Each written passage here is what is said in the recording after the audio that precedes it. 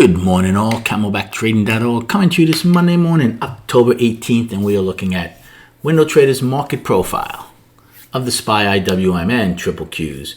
And just before we get started, it's amazing how visual this market can be, especially looking at it on the profile. First of all, look at the disconnect still between Russell and Qs, although Qs are backing off. But SPY and ES, 9 wide was going to be a downside destination, has become an upside one. And we got, before H popped a little bit, look at how G got close to the POC and backed off. Same thing here in triple Qs. They went out with a price probe to the upside.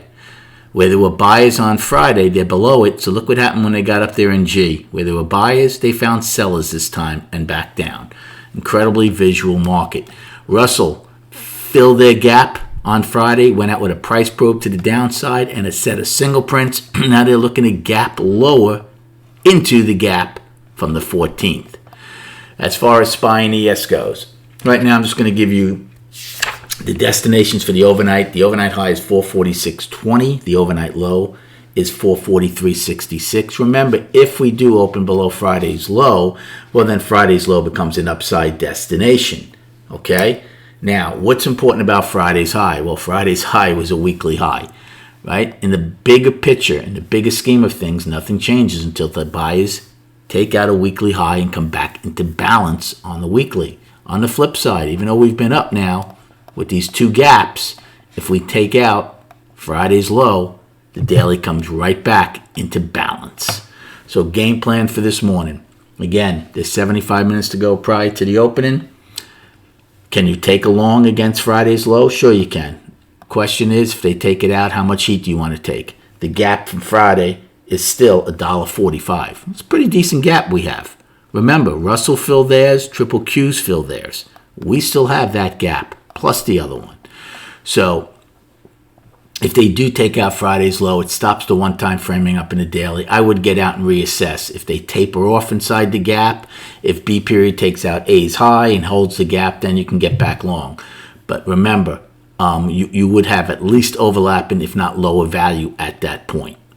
So if you take out Friday's low and start getting acceleration, then you could certainly take a put play to go fill the gap, and your out would be if they get back into Friday's range. If we open up inside the range, push straight up, would not doubt we get some sort of speed bump at the 9 wide POC. Again, just all very early plays. And then quickly on the chart, I'll show you the weekly and the daily, because that's the important one. So the weekly came into balance. But for us to go up, you need to take out last week's high. If we can't take out last week's high, all you're going to be is inside of a balance. And all they did on Friday was stretch the balance. Stretched it pretty good by about $1.50, just under. But if you get acceptance back below the previous balance high of September 20th of 444.89, well, then eventually the bottom of the balance would be your destination.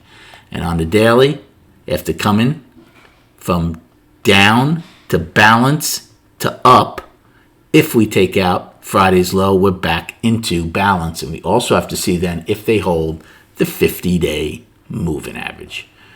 Good luck trading today. Have a great day, and we'll recap at 4 p.m.